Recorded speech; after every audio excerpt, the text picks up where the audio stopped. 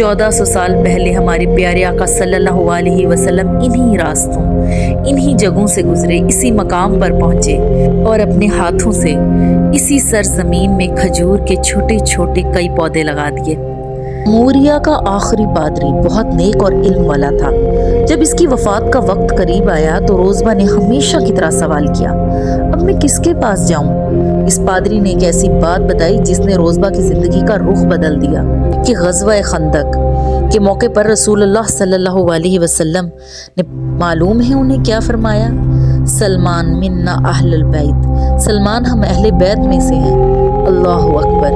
آج ہم ایک ایسی عظیم ہستی کی کہانی سننے اور اس کے آثار دیکھنے کے لیے مدینہ منورہ کی مبارک سرزمین پر موجود ہیں، جن کی زندگی حق کی تلاش میں ایک طویل مشقت بھری مگر بلا آخر کامیابی سے ہمکنار ہونے والی داستان ہے۔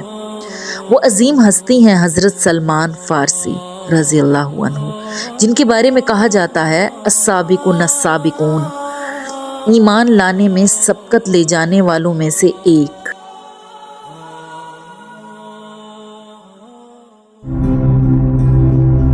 جی جیسا کہ آپ لوگ دیکھ رہے ہیں کہ ہم کھجوروں کے باغ کے قریب پہنچ چکے ہیں۔ ایگزیکٹ یہ وہ باغ تو نہیں ہے، لیکن حضرت سلمان فارسی رضی اللہ عنہ کے باغ کے قریب بھی بہت سارے کھجور لگے ہوئے ہیں، کھجوروں کے باغ بھی موجود ہیں۔ اسی وجہ سے آپ لوگوں کو یہ طویل علاقہ یہ کھجوروں کے باغ کا ہی محسوس ہو رہا ہے۔ آج جس باغ میں حضرت سلمان فارسی رضی اللہ عنہ کے باغ میں ہم جا رہے ہیں، یہ تاریخی باغ جسے رسول اللہ صلی اللہ علیہ وسلم کے معجزات اور حضرت سلمان فارسی رضی اللہ عنہ کی قربانیوں سے نسبت حاصل ہے۔ ہم ان کے تلاش حق کی جستجو کے سفر کو بھی بیان کریں گے انشاءاللہ تعالی۔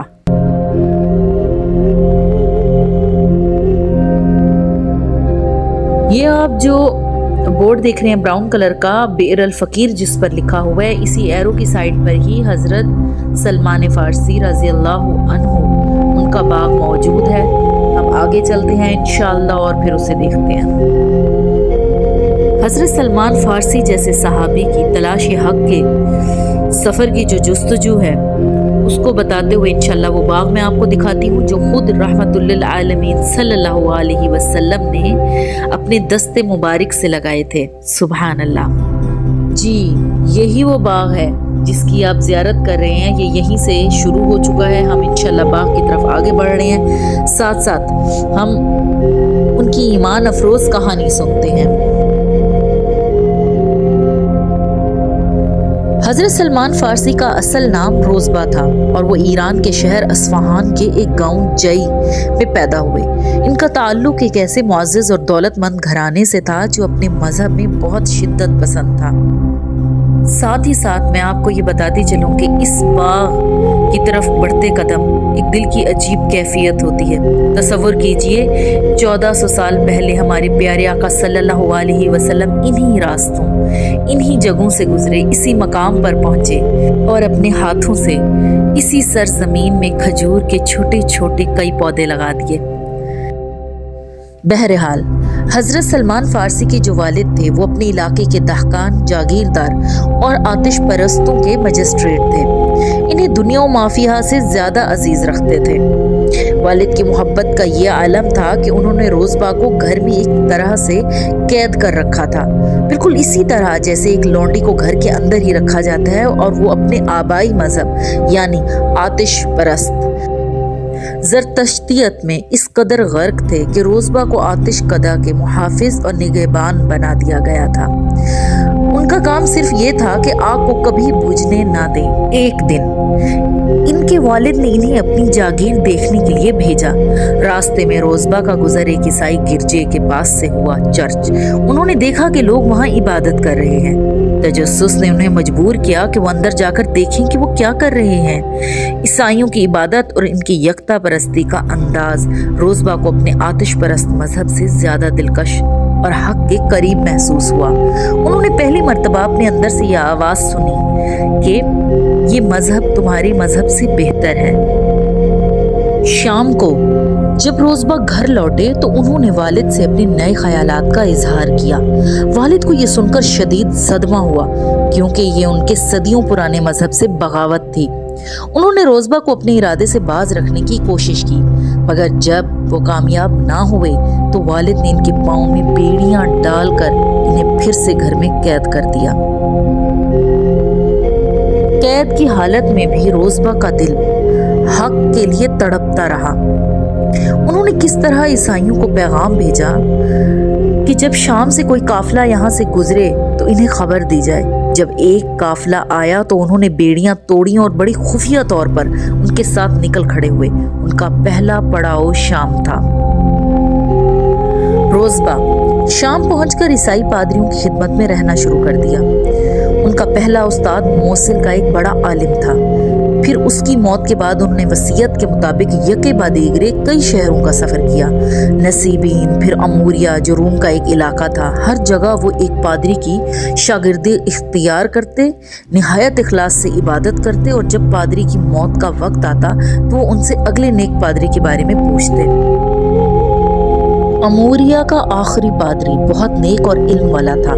जब इसकी वफात का वक्त करीब आया तो रोज़बा ने हमेशा की तरह सवाल किया, अब मैं किसके पास जाऊं? इस पादरी ने एक ऐसी बात बताई जिसने रोज़बा की जिंदगी का रुख बदल दिया।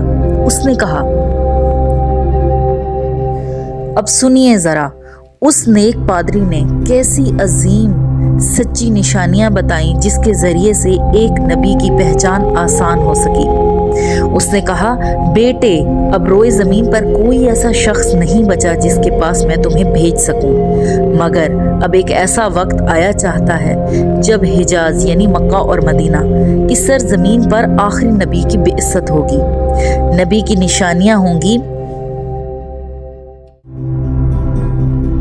अच्छा, ये जो ट्यूबवेल की तरह आपको नज़र आ रहा है पानी, ये शायद बाद में इंतज़ाम किया गया है इस बाग को पानी देने के लिए और फिर इसके सारे इंतज़ाम के लिए। लेकिन जो अब मैं आपको विजुअल्स दिखा रही हूँ, ये वो बिर अल फ़कीर है जो हज़रत सलमान फ़ारसी के नाम से मंसूब किया जाता है।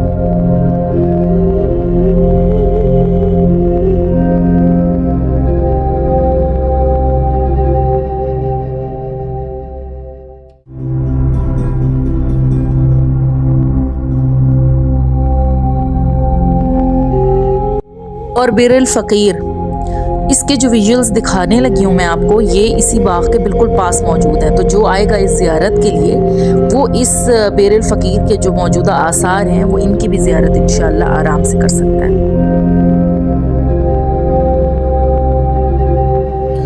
1400 साल पहले के आसार, ये वही कुआं है जहाँ हज़रत सलमान फ़ारसी रज़ियल्लाहु अन्हु अपने हाथों से पानी भरते, खजूरों के पौधे सैराब करते और रसूलुल्लाह सल्लल्लाहु अलैहि वसल्लम से दीन सीखा करते थे।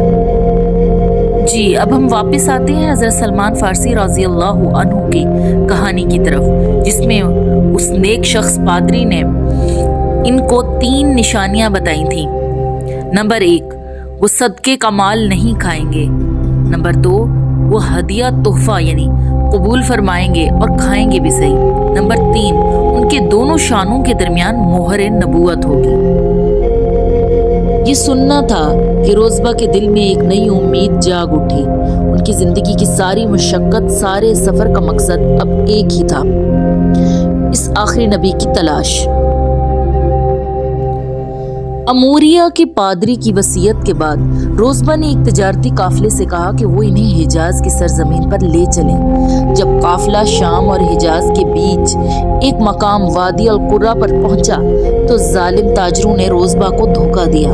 इन्हें पकड़कर एक यहूदी को गुलाम के तौर पर बेच दिया। अल्लाहु अकबर।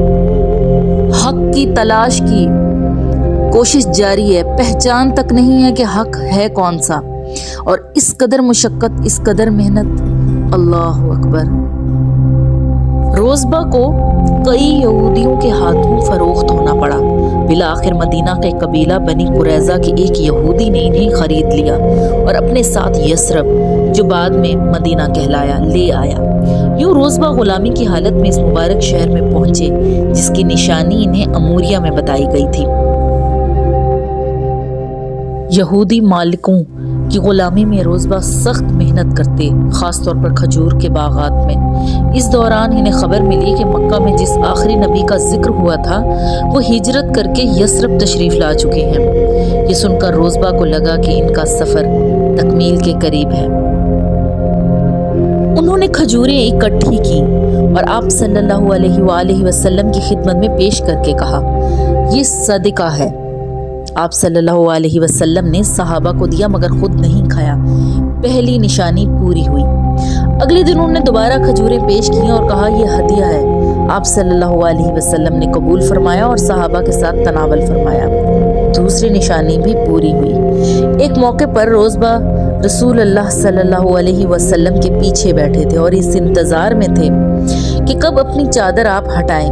جب آپ صلی اللہ علیہ وسلم نے کسی کام کے لیے پیٹھ پھیری تو روزبہ نے جھک کر آپ کے دونوں شانوں کے بیچ مہر نبوت کو دیکھا اور اسے چوم لیا۔ جب تینوں نشانیاں پوری ہوتے ہوئے اپنی آنکھوں سے دیکھ لیا تو روزبہ سجدے میں گر گئے اور ان کا دل گواہی دے اٹھا، اشہد ان لا الہ الا اللہ و اشہد ان محمدًا عبدہ و رسولہ۔ اسی وقت سے روزبہ اب سلمان فارسی بن گئے۔ حق کی تلاش کا سفر مکمل ہوا۔ حضرت سلمان فارسی رضی اللہ عنہ مسلمان تو ہو گئے لیکن ابھی بھی غلام تھے۔ انہوں نے آزادی کے لیے اپنی یہودی مالک سے مکاتبہ یعنی معاہدہ کیا۔ یہودی نے ان کے سامنے 3 ناممکن شرائط رکھی، وہ میں آپ کو بتاتی ہوں۔ نمبر 1، 300 کھجور کے پودے لگانا اور ان کا بار آور ہونا، یعنی وہ پھل بھی دینے لگے، اور یہ شرط اسی لیے تھی تاکہ ان کی زندگی لگ جائے۔ دوسری، 40 اوقیہ سونا۔ جانتے ہیں 40 اوقیہ سونا کیا ہوتا ہے؟ تقریباً 1.5 کلو گرام یعنی کہ سونا، یہ انہیں دینا تھا۔ حضرت سلمان فارسی نبی اکرم صلی اللہ علیہ وسلم کے پاس گئے اور انہیں یہ مشکل شرائط بتائیں۔ نبی اکرم صلی اللہ علیہ وسلم نے ان سے کھجوروں کے پودوں کو جمع کرنے کا کہا اور صحابہ کرام سے بھی فرمایا کہ اپنے بھائی کی مدد کرو۔ سب صحابہ جن سے ہو سکا 2-2 3-3 کھجوروں کے پودے لائے۔ پھر حضرت سلمان رضی اللہ عنہ کے سامنے یہ معجزہ رونما ہوا۔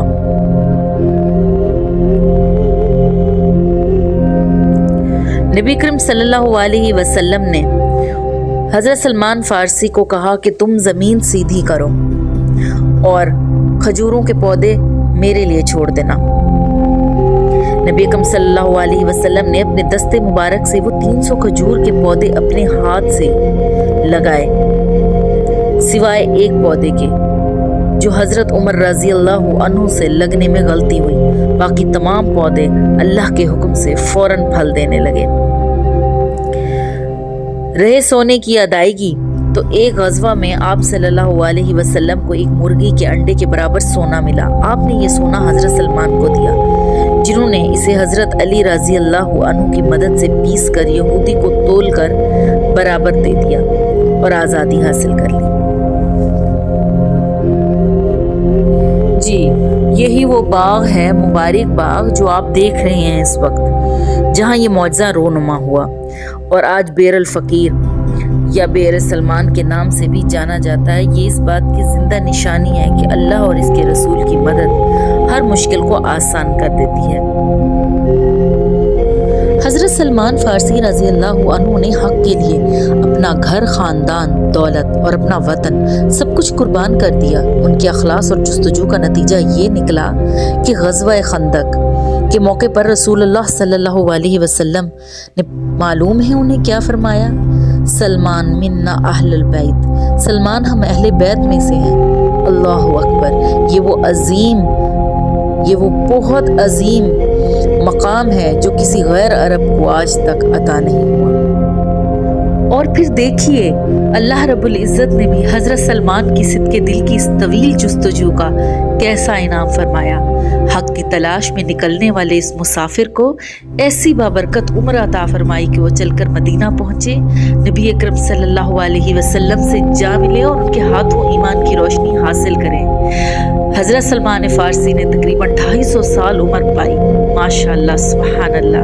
और रसूलुल्लाह सल्लल्लाहु अलैहि वसल्लम ने खुद इन्हें खुशखबरी सुनाई कि अल्लाह सलमान से मोहब्बत करता है और जन्नत सलमान की मुश्ताक है। सच है, जो दिल सच्चाई के प्यासे हों अल्लाह इन्हें कभी महरूम नहीं रखता।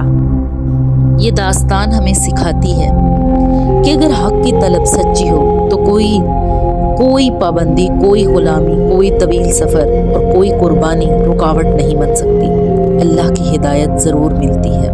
बेशक हम अल्लाह ताला से दुआ करते हैं कि वो हमें हज़रत सलमान फ़ारसी रज़ी अल्लाह अन्हु की तरह अखलाक के साथ, सच्चे अखलास के साथ हक पर डटे रहने की तौफीक अता फरमाए और मदीना मुनव्वरा के इस बाग मुबारक में हाज़री कबूल फरमाए। आमीन। सुबहान अल्लाहि व बिहम्दिही, सुबहान अल्लाहिल अज़ीम।